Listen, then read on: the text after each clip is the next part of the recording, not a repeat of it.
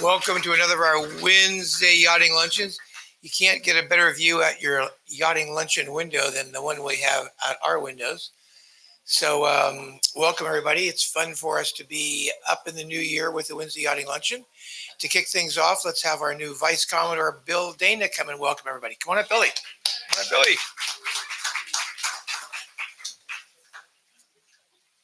Thanks, Ron. Welcome to another beautiful day in the grill room. Last week, I got to report on a great general meeting and a very successful year, thanks to a lot of people, including a bunch of people over here, Chairman Kayard, Chris Perkins, Commodore Heineken. This week, I get to report the San Francisco 49ers are going to the Super Bowl, which is pretty exciting. Where's Grant? I thought Grant was going to go, there he is, yeah. So if you haven't watched a playoff game or a Super Bowl in this room, the Yacht Club does a fantastic job, and it's a ton of fun. It's lively, and so I certainly encourage you to consider coming and watching the Super Bowl in a week and a half.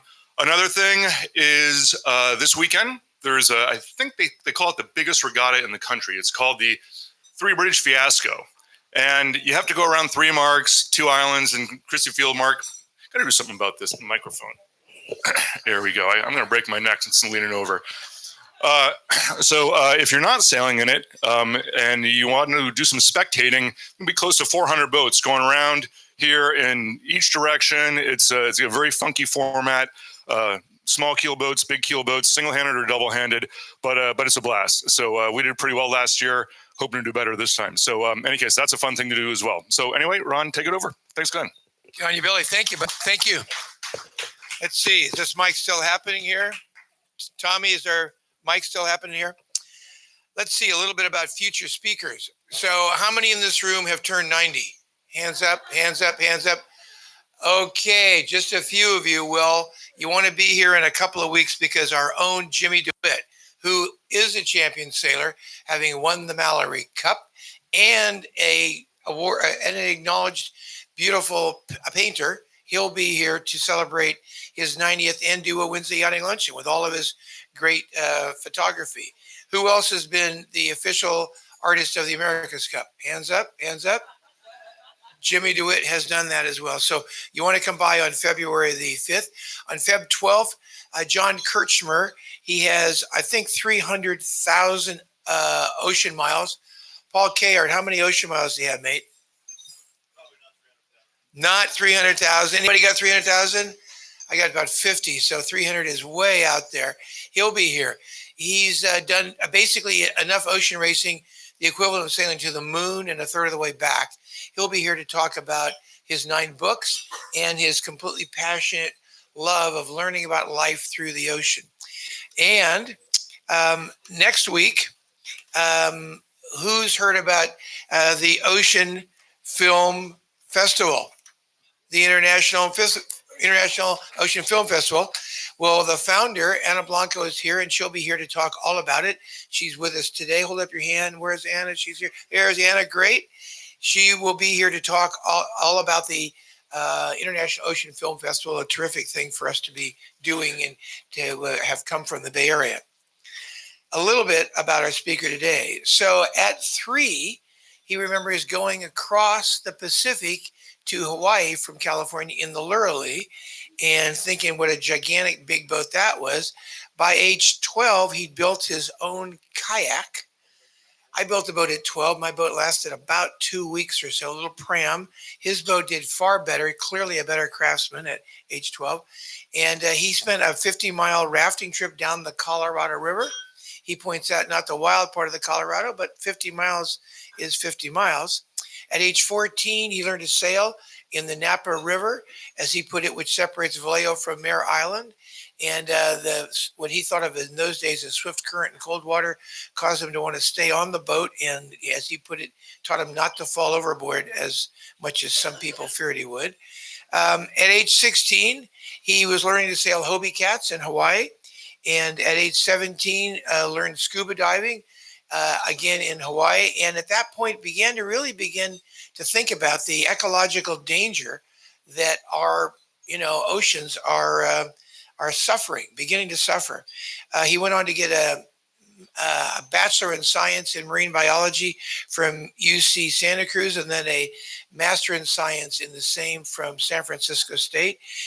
Paul's an alma mater and mine, and then got his PhD in marine ecology from UC Davis. And as he's grown aware more of what's happening in the ocean, began to hunt for sustainable models for environmental best practices with our oceans. And it's fitting that 5 years or so ago, he became president of the Marine Conservation Institute, which is all about just exactly that, studying the best environmental environments in the ocean and trying to teach everybody that they can about what makes those places healthy and how to get more such healthy places. So with that, let's give a warm St. Francis welcome to Lance Morgan. Come on up, bud.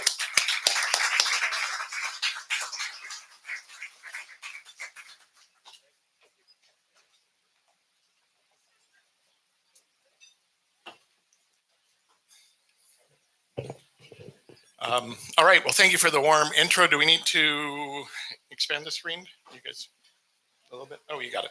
Great. All right. So as introduced, I am president of Marine Conservation Institute. It's an organization that's been around for about 25 years at this point. I've been with them 20 years this May, and feel very blessed to have found a home that long ago that is still, I still feel passionate about and still engaged with. So Blue Parks is this model of sustainability I'm going to tell you a little bit about, but I'm going to run you through kind of a little bit of an arc of how I got here, as well as kind of an arc of where we've been in terms of marine protected areas, both within California, the US, and globally. So you've probably all seen this picture. You're all sailors, appreciate the great big blue. You've probably heard many, many times all the valuable things, half the oxygen of the world comes out of the oceans. 95% of the habitable space on the planet is in the ocean. But have you thought about what the world would be like without the ocean? So here's a stripped off model of what the Earth looks like without any ocean on it. I equate this to my desire to grow long hair as well. It hides all the scars and bumps and everything else as well. But really, the ocean is significant in a lot of different ways. We get a lot of ecosystem services from it. Recently, we've heard things about blue carbon, the idea that we get a lot of shoreline protection from these different types of environments. We get a lot of benefit. We get a lot of seafood. We get a lot of, research and recreational opportunities. We also get some other interesting things we don't really recognize quite so much. So phytoplankton produce this chemical dimethyl sulfide. This is the little particle that is what seeds clouds, and why when we look at the ocean, we really need healthy oceans. These are what's seeding clouds and the rainfall that returns to us. And without these phytoplankton healthy, we don't have that very, very basic service. And I think we also don't necessarily recognize just the tremendous, well, you guys, we do. We get to get out on the water to recreate, but just the pure joy and happiness about being with an ocean environment and the spiritual significance that has. A friend of mine, if he hasn't been here, Wallace Nichols, who talks about the blue mind. If he has, then you guys heard a great talk, but I remember to bring that up because really for a lot of us, it's a really critical part of everything. So as my friends, California sea lions are a really significant part of my career, having worked at the Marine Mammal Center for early parts of the job. As they might say, it's the ocean, and it's been the ocean for a long time. We've had societies going back to 1200 years BC who've recognized and kind of used the ocean and marine life to help inspire their beautiful buildings and all draw this kind of inspiration from the sea. We also recognize this because we like to go to the sea. I was fortunate enough to grow up in Coronado, California. This is the Hotel del Coronado.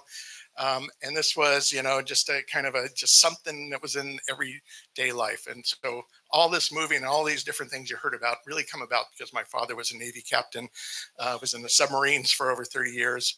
But the benefit of jumping around every 2 years was going to a lot of places like this. And Coronado is one of those places where I kind of adopted as home, even though I lived in a lot of different places. And my mother still lives there today. Um, some of the interesting things I learned about Coronado after I grew up there was that this fish, giant black sea bass, was a common recreational sport fishery for in the day. This happens to be 1905 from the slide. And it says one afternoon sport at Coronado, California. Um, you can see the weights of the fish on the site as well. What's interesting about this is that when I lived in Coronado, primarily in the late 60s into the early 70s, this was a species that was functionally extinct. There's a famous marine ecologist, Paul Dayton. He would have called this at the time a ghost of kelp forest pass. It was just not around anymore. No one really, it wasn't totally extinct, but no one saw them. There was no fishery for them. Recreational fishermen weren't catching them. And so this was, as I'd gone through graduate school and spent a lot of time diving in kelp beds and having other experiences, began to kind of read up and better recognize and understand some of these issues. Right out of graduate school, or undergraduate school, actually, for that matter, I got the opportunity to go to British Columbia and start working on a project with orcas. And at the time, I just thought that was about as magical an experience as I could possibly envision having. These resident whales come through there chasing salmon. But at the time, even with these great experiences and seeing the whales, and we were studying pod structure and how they relate to each other and how they communicate with each other, and they all have their individual calls, and even whales still in captivity today recognize calls from their brethren in the wild. But there was concern that there weren't as many, they weren't doing as well, the salmon. So this is the early 80s. And in fact, if you fast forward to today, there's a lot of issues around the Puget Sound resident orcas. The numbers are down to around 75. It's about somewhere on the order of 35 to 40 whales fewer than there were back when I was up there. So this population's been not reproducing and carrying itself forward. And a lot of that has to do with salmon missing in the Northwest. I've been fortunate enough to do some really pretty exotic things through my graduate work. I learned to scuba dive as a young person, but took that forward to living in this undersea habitat, which is the Key Largo Aquarius habitat off Florida, where you get to spend 2 weeks at a time living in that little submarine in the background. It's actually bolted to the bottom. It's not a submarine at all. And you swim out to these little huts around the reef to change gear and so forth, but spend about 2 weeks at a time on the seafloor. And from that, I actually, we did some coral reef work at the time, but I also had the opportunity to learn how to pilot a one-man submarine for research purposes. And you can see the deep worker there. All of this really got me interested in this topic of marine biodiversity. So it came first through a very academic point of view for me, both being an academic scientist and being trained as a PhD. I thought about, all these great critters and what's going on in the ocean. But I also had this job over at the Marine Mammal Center, and I was seeing, these problems that they still see today. Sometimes it's human caused directly. There's gunshots or entanglements or fish hooks or, just mistaken people in the wrong beach at the wrong time with pups. But then an El Nino hit, and that El Nino drove hundreds of little sea lions up onto the beach that were starving. And I thought, well, okay, so this is natural. Maybe this is something I should think about a little bit more from a standpoint. But what I came to understand was it's not as natural as we really think so. And part of it comes back to this point. So 1883, a great marine scientist, Thomas Huxley, had put out that seas are inexhaustible. There's nothing we can do that will seriously affect the number of fish. People said that about the passenger pigeon as well, right? North America's most abundant bird, hunted to extinction. The great auk, which was extinct in 1844, also basically in this case more because of egg collection, but driven to extinction. So I'm here in this interface of ecology, fishery science, marine biodiversity, and looking at what's going on. And this paper, a relatively famous paper, came out in the early 1990s by a colleague of mine, pointed out that if you really look at the fishery data and tease it apart, there's been a 90% decline in top predators. These are tunas, billfish, swordfish, etc. And this has a lot of implications. This is some of the data that went into that study. And you can say just population after population declining. You look at countries like China, and on the opening day of a fishing fleet, this is the fleet heading out to catch fish. And there's the fleet leaving that port. And this is one port in China. And you think about this as it goes around and around the world. You think about the discards, and this is a small boat discard from a gill net. You know, this is catch that wasn't meant to be part of the catch. One of the real important issues that we got involved in as an organization early on was the issue of bottom trawling and the effect on the seafloor. And this is carried through really my entire 20 years with the organization. But these heavy nets get dragged along the seafloor. What we thought was just kind of a muddy bottom is really much more biodiverse and rich and has all kinds of corals and anemones and structures that are actually the homes. These are the, these are the nurseries for little fishes that are going to grow up and be targeted. So it makes sense why they're fishing there, but they didn't recognize the damage they were doing. This is kind of the bycatch. Anybody want to guess what they were actually trying to catch? So in the one with the ray, they're trying to catch the shrimp that's kind of close to it.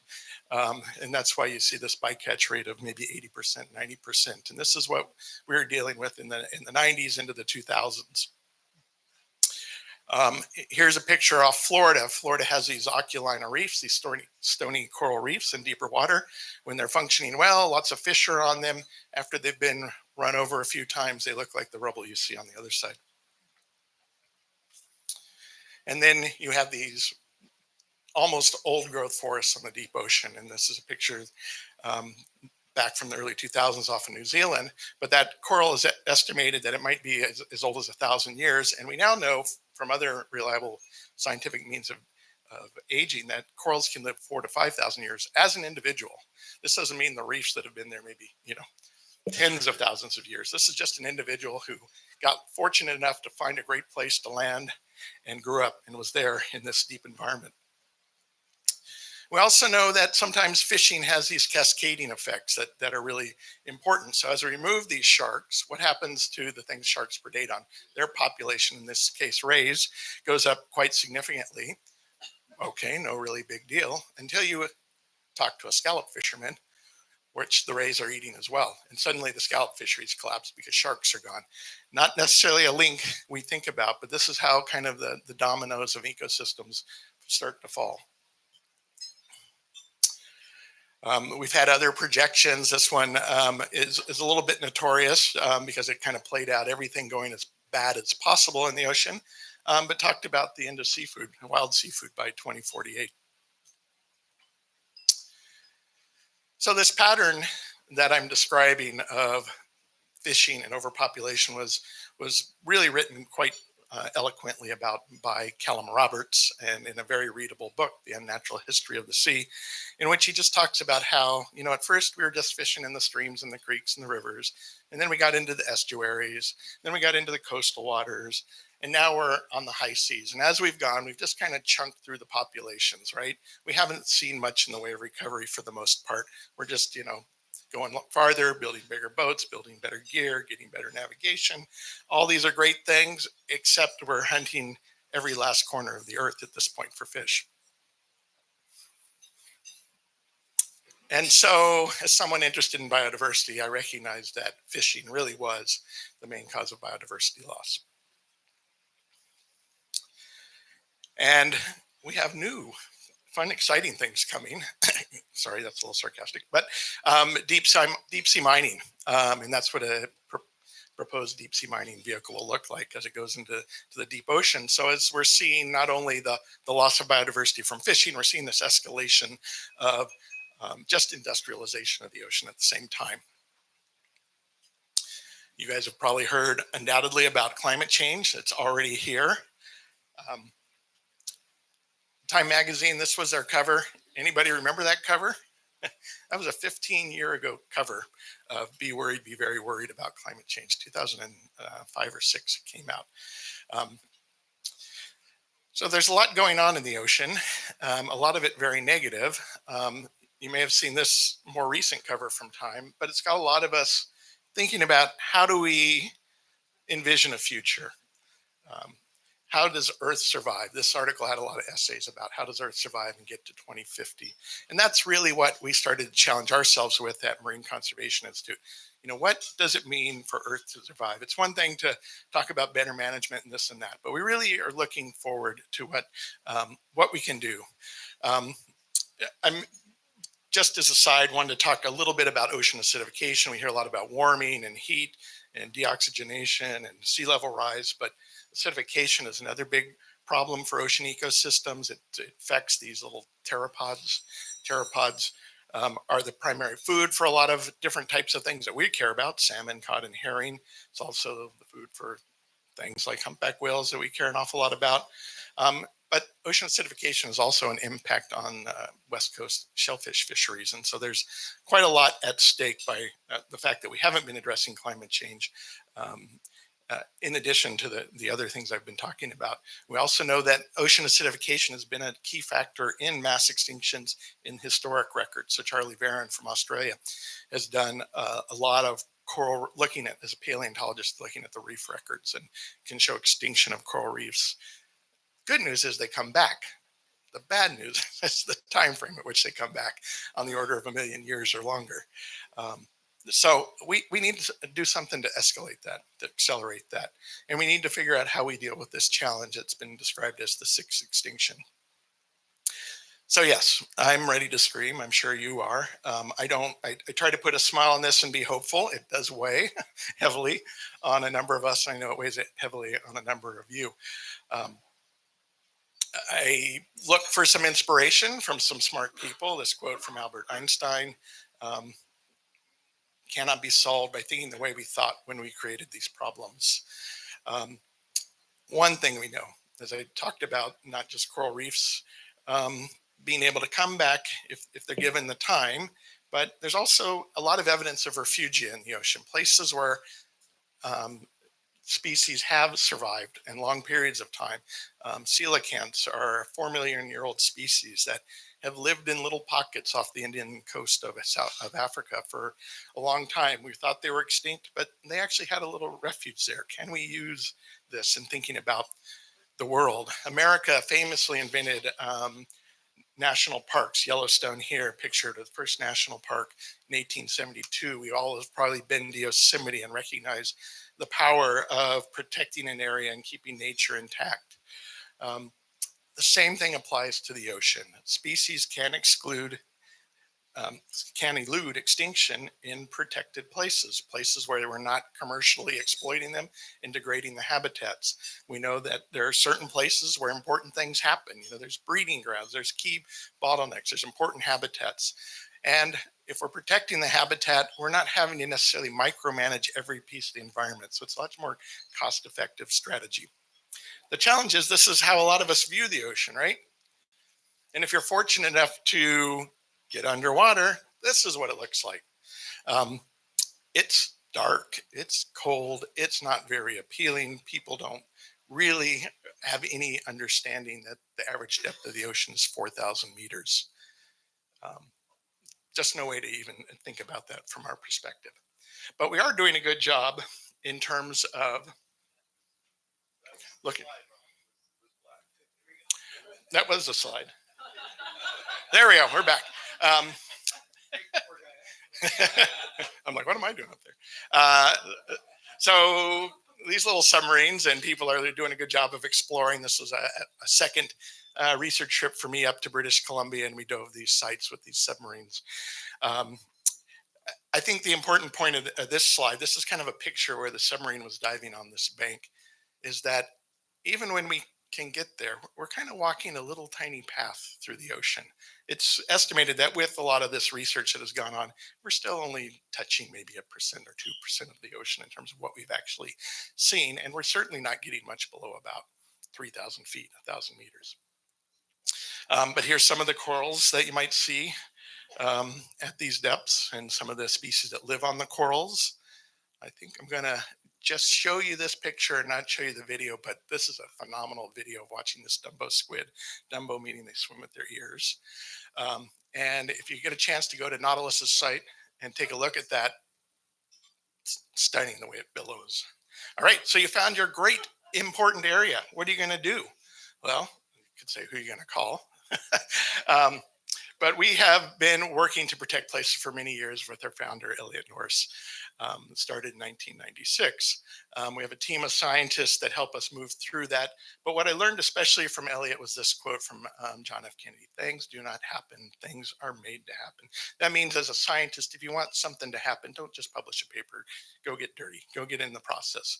So what is a marine protected area? Well, ideally it's a place where you're not exploiting the marine life or degrading the habitats. And they have this great benefit that as fish get larger, they produce a lot more babies. It's not a linear thing, it's a volumetric thing. You know, these fish aren't that different in size, but look at all the different amounts of babies that come from them. We also know that marine reserves will help buffer and provide resilience. There's a lot of different pathways through which this works. One of the most intriguing ones is the fact that whales poop in the surface of the ocean and then dive back down in the deep. And this poop helps generate algae, and algae, as we know, produce DMSO. They also produce oxygen, produce oxygen and other things. So there's a lot of benefits to protecting marine life for us. If you take a quick look at how the U.S. is doing, there's at least some folks that refer to this as the MPA database, which might make a lot of you ask the question.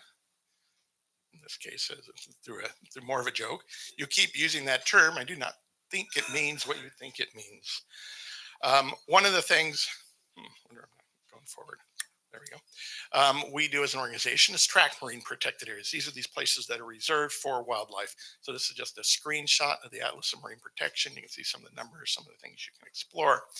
But when you dive into these places, they're not really protected, they're managed. And if you dive into what's actually a marine protected area, this is a little bit more accurate of a picture.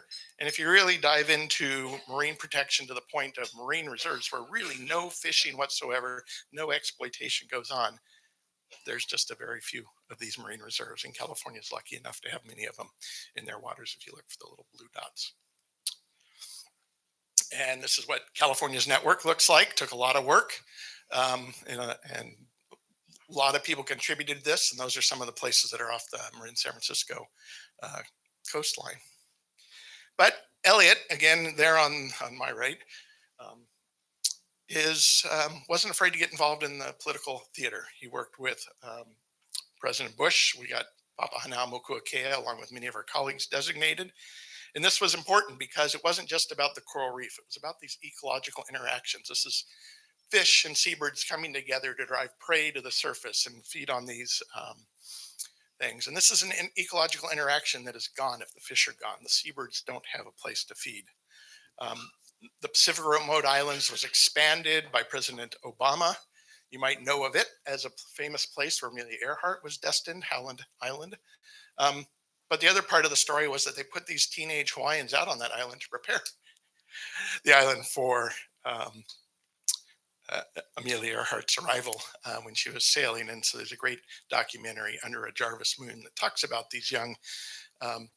It was thought that they were, as being native Hawaiians, they would survive on these islands. So they just sent them out there. And they had about a 7-year history of preparing the islands. And really, it was much more about controlling the islands for World War II in the Pacific. So President Obama expanded this, became the world's largest area. We kicked off this really interesting phenomenon with, different leaders suggesting that everyone wants the largest. So we had Bush create the largest, and then the Chagos, which is part of the British territory, was the Chagos, and Australia got in the mix, and the Cook Islands got in the world's largest. We got Pitcairn, another UK territory, as the largest. And so we had this interesting domino of everybody trying to set up new, big, large MPAs around the world. And that was in part of this target of setting 10% of the ocean aside, which is a UN Sustainable Development Goal and a goal of the Convention on Biological Diversity. Here's what the global picture looks like at the moment. If the green areas on the map are the ocean protected areas, the marine protected areas. These are areas that could be added soon. Spans that up to about 5%, 7%. It's a little hard to count all the time. However, the high seas has less than 1% protected. And this is the area beyond national jurisdictions. These are areas like the Costa Rica Dome, where blue whales from our coast go down to calve. They're just outside of national jurisdictions, but still need protection. Um, we've worked on trying to identify some of these places. I think what's interesting is that when we think about the oceans, we have one of these globally significant destinations here in Cordell Bank, where marine life travels, seabirds, marine mammals, sea turtles from around the world to feed in our coastal waters. We've also learned some interesting things along the way about the White Shark Cafe. So you can see the tracks of the white sharks as they move between Hawaii and the Bay Area. They concentrate in an area. They leave our coastal waters where they're protected, but they head out into the high seas where they're not protected. So there's a number of organizations working through the High Seas Alliance right now to get a treaty for protection of marine life on the high seas and the creation of marine protected areas. So if you add all of this up, which we do, and you look at what is really highly protected, it's about 2.2 to 2.3% of the ocean. If you add it to areas that have some protection, but not potentially as much as we'd like to see, you're almost to 5%. And then there's another 2.6% that people have claimed they're going to protect. So we're not yet at that 10% target. And yet we know the 30% target is where we need to go. And if you plot out kind of the growth in MPAs, sorry, there's a lot going on here, but what I will just draw your attention to, we've been slowly creating more and more of these things, and you saw those big areas added. But even at the current trajectory of this escalated, accelerated growth, we're only going to be at 15% in 2030. So there's still a lot of work that needs to get there. And this is a kind of just a schematic of what 30% might look like. Again, the shaded areas being protected. And of course, it's not just about protected areas, it's about making sure the whole ocean has some sort of management. So, really strictly protected areas, but areas where other types of activities continue as well. So we got started into, well, it's not just about the quantity. We really need to think about the quality, and we really need to think about how effective these areas are. And this is a really missing part of the equation. And so this is, another inspirational quote for me, I hope for you, but to change something, you need to build a new model. You need to kind of think about not just working within the existing confines. On land, we were worried about nuclear war, and we designed a seed vault. In Star Trek, they were worried about bringing humpback whales back, so they jettisoned from the future. Reality is neither of those are really going to work for the ocean. But we do think we can incentivize stronger protection through this idea of blue parks. So we started looking around at where really effective marine protected areas were. We did a lot of work with scientists, with scientific research, diagnosing when they worked, why they worked, where they worked, what the circumstances were. Strong regulations. These are some of them. They have to be no-take. They have to be well enforced. The older they are, the better they are. They get better with age. Larger is better than smaller. And isolation helps as well. We also know that you need to have management. You need to be in the right places. This is the Great Barrier Reef. All the red spots are the important spots. All the green spots are where it's protected. They don't overlap all that well. So when you get into battles with user groups, sometimes the user groups win access to those areas. We put these into a series of criteria. For MPAs, we work through our Science Council, this international group of scientists, to help us engage these folks, and we run through an award process every year. The first year we had 3 of these, including Papahanaumokuakea, which is the Northwest Hawaiian Islands, Malpelo off of Colombia, and Tupataha Reefs in the Philippines. And these areas really demonstrate the high bar. So we tried to model then working with them, and what are we going to do to expand this effort? One of the things we do is recognize them and promote them so that their story can be told to other MPA managers. And so at international venues, we will present these awards. This year, we have the Northern Channel Islands as an award, which was a really great example of state and federal guys working together. Try and skip through that. Seychelles won an award this year, and they take it seriously. This is the Minister of the Environment with me on the stage accepting the award for his blue park, which is Aldabra Atoll in this case, out in the middle of the Indian Ocean. I said the Channel Islands received an award. This is the living version of the fish that was on the stringer um, back in 1905. They have rebounded. The Channel Islands have had a lot of good protection now for going on about 20 years. These fish have found their way back and they've grown. And so, if you need any proof that these are working, the Channel Islands has this great dramatic example of a species that was almost completely extinct having come back. These are now the 16 blue parks around the world. These are the partners we work with. And I'm going to jump one more step ahead.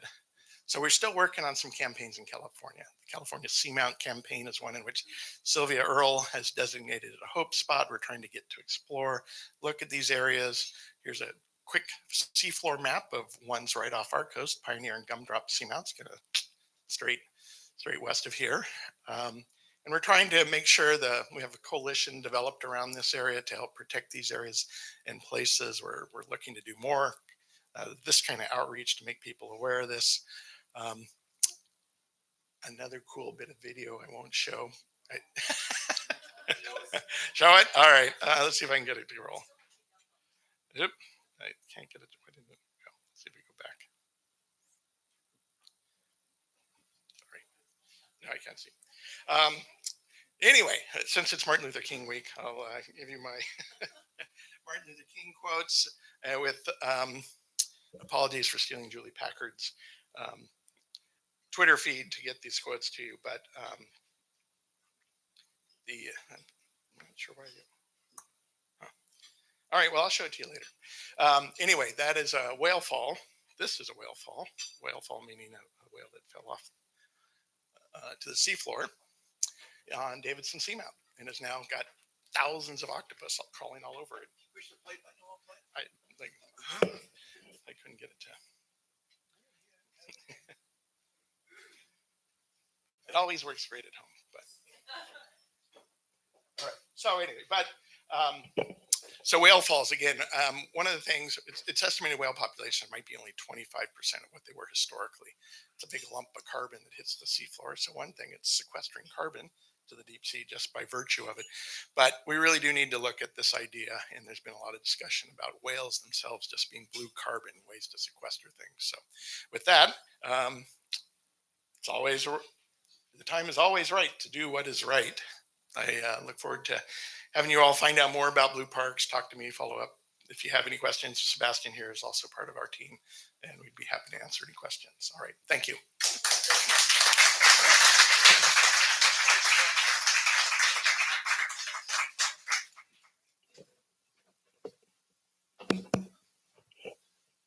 Great. Put your water right here.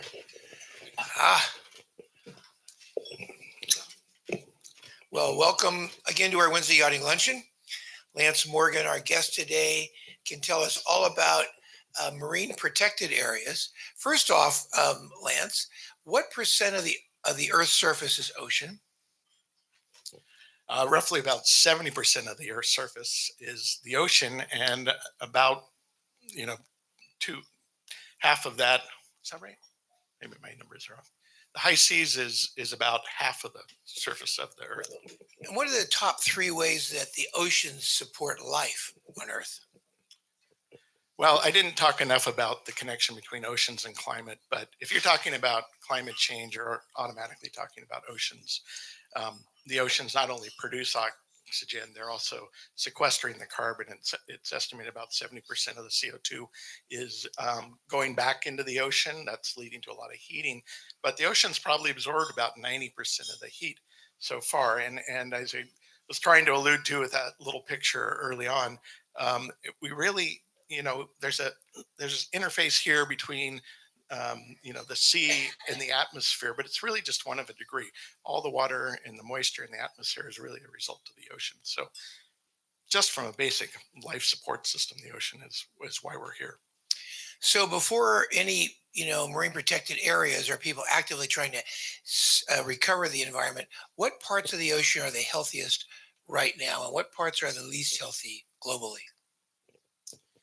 Well, I think that's a matter of degree in a lot of way. So to answer it in broad strokes, we have least influence into the really deep ocean right now. But we know the deep ocean is already heating and showing signs of stress. And of course, the coastal zones are where we've had the greatest impact. There is really no part of the ocean that has not been exploited at this point. And so we don't really think about there being a pristine ocean anymore. There are places in relatively better shape. And of course, you probably all are aware of the real dire consequences for coral reefs in terms of the warming and the bleaching that's gone on there. No, but so tell us where is the ocean healthiest? Where is it least healthy? Is it least healthy on the shore and most healthy in the deepest water, or otherwise?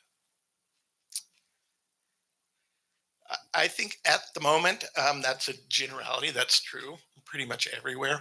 I think there are zones like the South China Sea, which would probably be thought of as being relatively unhealthy, just because of the amount of fishing pressure, the amount of human pressure, the amount of shipping, just the coastline pieces. The places where we have the least human impact right now are still the poles and an area kind of in the Pacific that kind of sits between kind of South America and New Zealand in terms of just the amount of impact. So now your solution is and it's ambitious, is to create marine protected areas. Did I hear you say there are currently 16? How many of them are there right now? So we have 16 blue parks. There's actually, so this was an interesting challenge and one at which there are about 15,000 marine protected areas that are self-reported by governments around the world. Okay. We started the Atlas of Marine Protection to better characterize this, and we found ourselves kind of always being the bad cop, right? That's not a very good MPA. You're not doing it right. You're not really stopping fishing. You allow dynamite fishing in your protected area. How does that work? And so that was Is this hard to clean say. dynamite? Yeah, it's hard to say. Yeah, we should do marine protected areas, but they're all really bad. And that, as a conservation group worried about how you communicate to the public, you can't really. You got to somehow reconcile those, and we reconciled those by looking at this program to promote and work with the good ones as examples for everybody to, and then we have a way to engage the ones that aren't very good to bring them forward. And now that we've had a couple of years of success with this program, that indeed is happening. People are coming to us. They say, how do I get to be a blue park? How do I get this award? What do I need to do? In fact, Maria Brown from Gulf of the Farallones is, always asking me, what do I need to do? What are we going to do? When can we get this award? And I'm like, well, we got to stop trawling in the Gulf of the Farallones. That would be a good start. So how do we measure the benefit? How do we measure the benefit of a marine protected area? What are the metrics? So there is a lot of good science. So ideally, what you really want is someone who can go out there and assess the populations, look at the biodiversity, look at the water quality, and have all these evaluations. So one of the things we look for, has an MPA developed its own management plan that says we think these are the biggest 10 threats. We're monitoring these 10 threats. We're abating these 10 threats. That goes a long ways towards dealing with it, but it's a little bit unique to the protected area in terms of what it actually needs to deal with. The challenges for Gulf of the Farallones, where there's a lot of fishing and boating and shipping, is much different than the Northwest Hawaiian Islands, where there is no human, presence for the most part. Now I'm going to keep asking questions because, by golly, what a fascinating subject. However, you're going to have questions, and so our own celebrity chairman Paul Kayart has graced us with. He'll handle the mic. So if you have a question, put your hand up like this. Paul will come over and give us your short, concise question. Hold your hand up. Get Paul to see you, and we'll get your question. So, okay.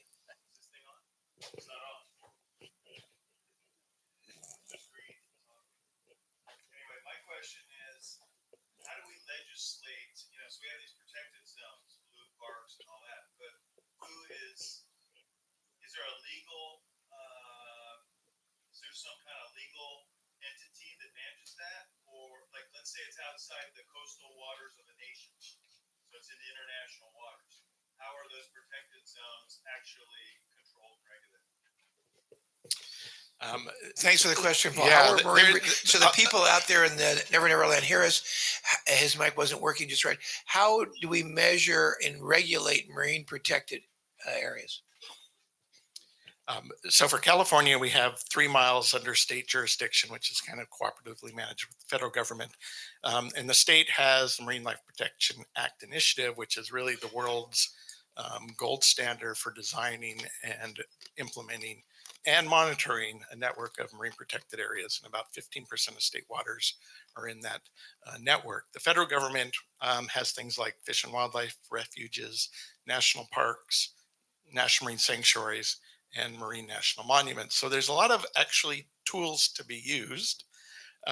Implementing them effectively is a challenge, and that's part of why, as an NGO, we're kind of looking in from the outside a little bit as a watchdog on these. But when you get to the high seas, the areas beyond national jurisdictions, there are rules for pollution and there are rules for shipping, but there are no rules that enable marine protected areas to be enacted. And so as a result of that, I mentioned the work at the UN, which is ongoing right now. We'll have the fourth round of negotiations here in March, start off to try and move this treaty forward so the international community could actually have a marine protected area standard and then move to enact those things. How big and small? What's a small marine protected area, and how big is a big one?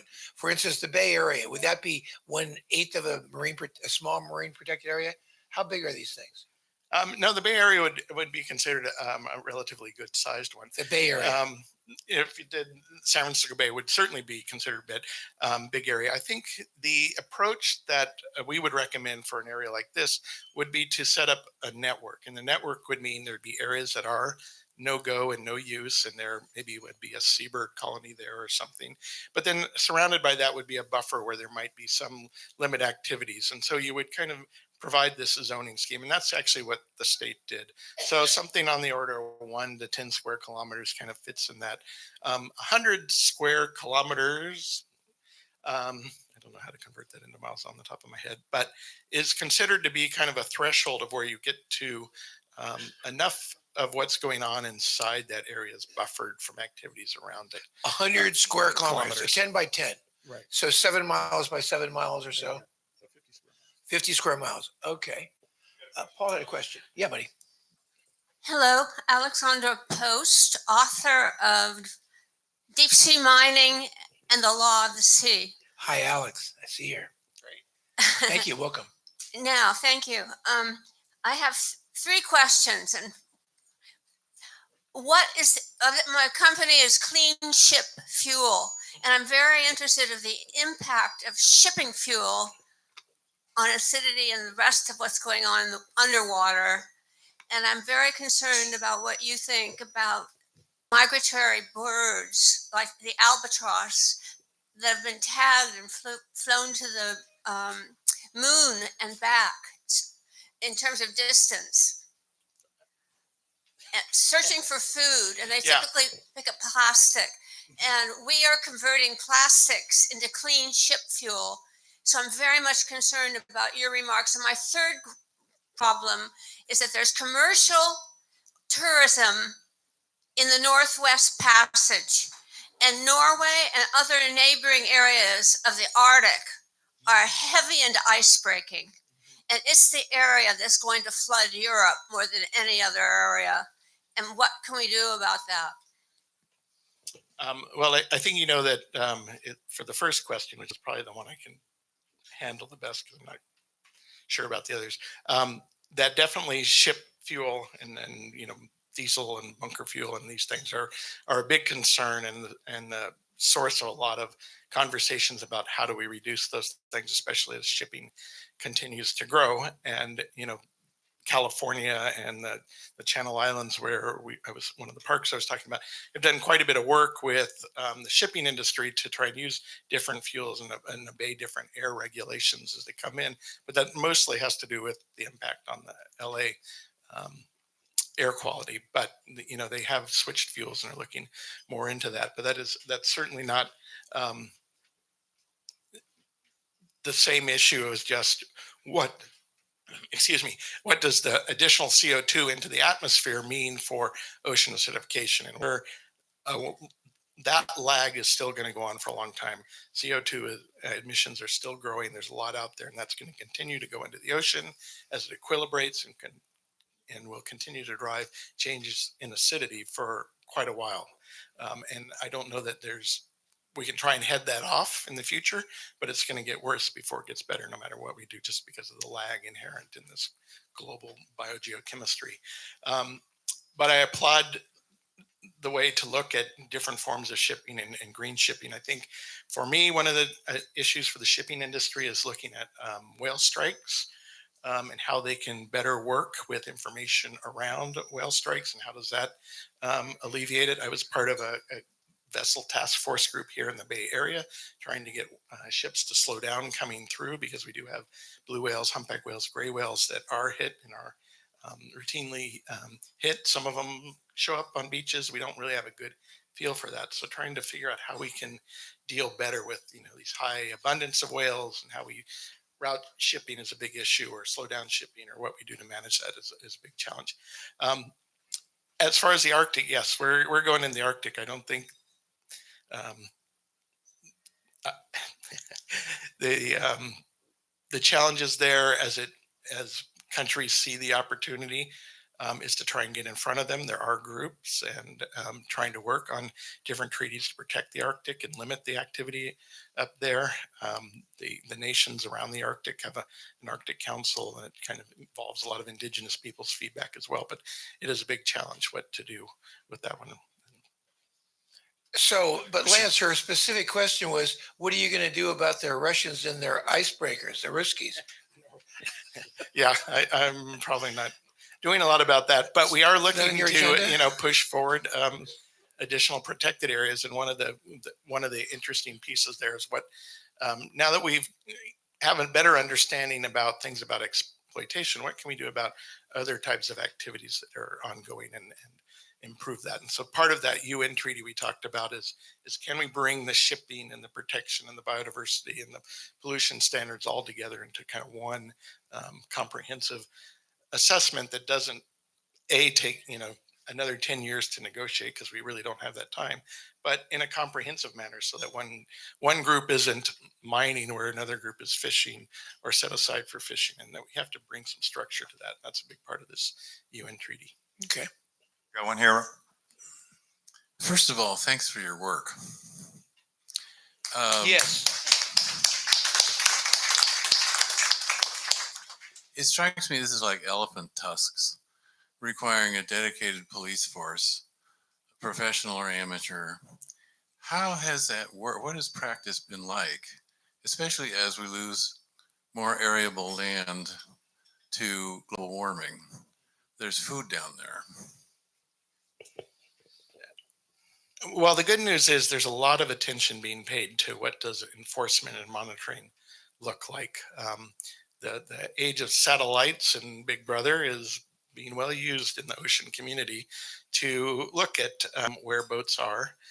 And there's kind of two types of things going on there. There's the one where boats, because vessel owners are interested in where their boats are, have a signal, an AIS signal that is read and that's reported.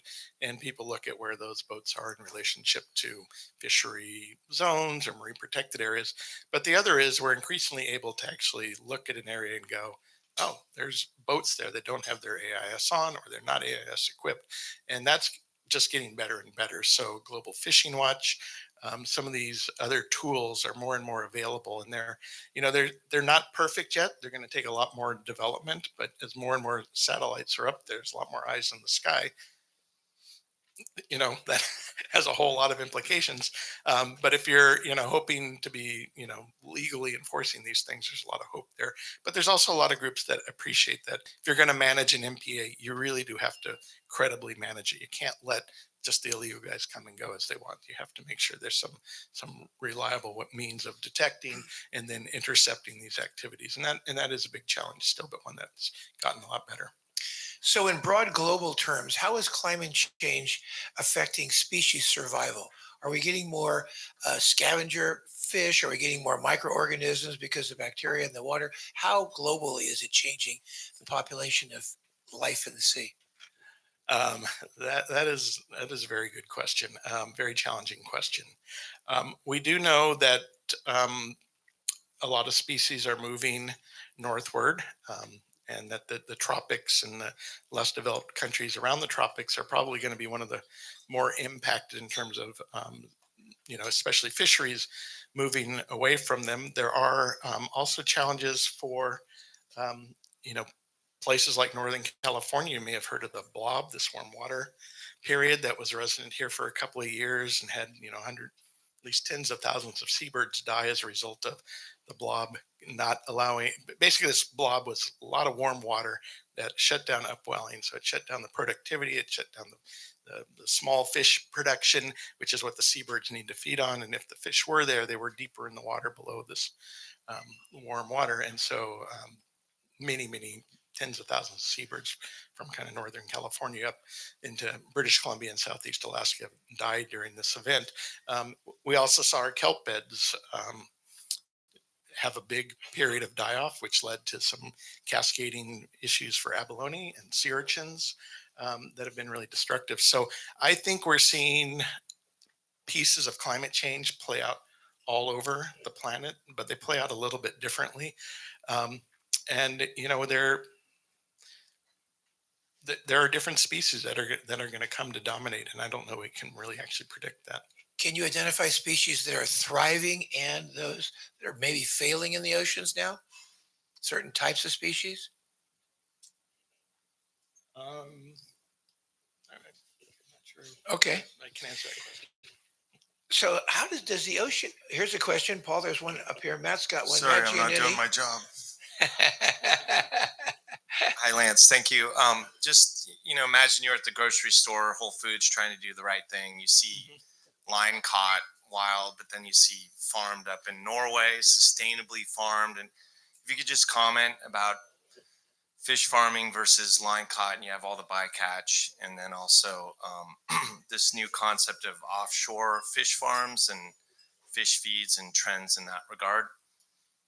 Yeah, that's a great question, and I tried to at this point um, eh, limit a lot of seafood, but try to go with kind of local, sustainable operations. Folks that maybe have a much smaller um, but more intimate relationship. So steering away from big fish farms, typically, and I would say Canada and Chile are not very good examples.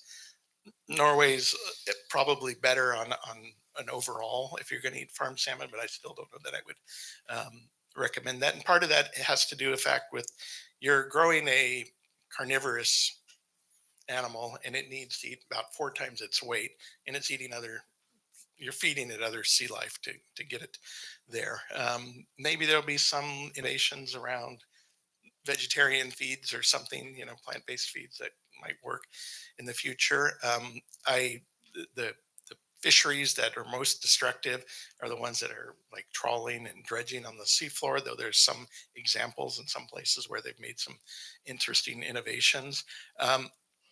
I would go to Monterey Bay Aquarium Seafood Watch, honestly, and use that. And I tend to, you know, think about it from the standpoint of smaller scale um, fisheries and not these larger scale um, boats, and avoid things like pollock and the worst of the farmed fish. And truthfully, farmed shrimp is got quite an impact in different parts of the world as well. A negative impact? Negative impact, yeah. So let me see if I understand what you said. Are you saying you're not supportive of ocean farming, or and it's better for us to buy wild caught salmon? Give us some guidance. Well, I think if salmon's a really tough one, because no matter what we do, and we want to support these local communities, salmon just aren't really doing great. Some of the Alaska fisheries are kind of holding on, and the Bristol Bay and the Pebble Mine issue and things around that. I definitely come down with trying to side with the fishermen there, who are doing what they can to kind of keep a sustainable fishery going there. But when there's runs in California as small as they are, I really feel like I'm not probably going to go eat local salmon anymore until some of these things recover. And I'm not, that's not trying to be negative about the fishermen from California. That's just kind of this we really need a lot more energy put into recovering salmon. So I don't have a perfect answer for you. So does that mean you go for farmed salmon? Because No, you I don't wanna eat hurt the farm wild- salmon myself. I try to avoid the farm salmon. And I think one of the ones that I would feel okay eating is like sockeye salmon from Alaska. Okay, because the stocks are strong enough there. It's a better, We're all waiting on the edge of our plate. We want to know what to eat here. yeah, I mean, there are, so that's why I referred you to the Seafood Watch card, because they do a pretty good job of trying to, factor all these different pieces into it. I individual market chains are a little bit, sometimes they wobble around a little bit. Some are better than others.